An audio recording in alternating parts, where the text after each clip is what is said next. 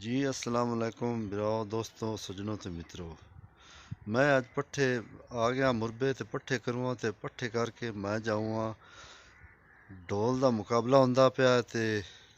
ਉਹ ਅੱਜ ਤੁਹਾਨੂੰ ਵਿਖਾਉਣਾ। ਤੁਸੀਂ ਵੀ ਮੇਰੇ ਨਾਲ ਰਹਿਣਾ ਵੇਖਦੇ ਆ ਵੀ ਕਿਹੜਾ ਜਿੱਤਦਾ ਤੇ ਕਿਹੜਾ ਹਾਰਦਾ ਤੇ ਮੇਰੇ ਚੈਨਲ ਨੂੰ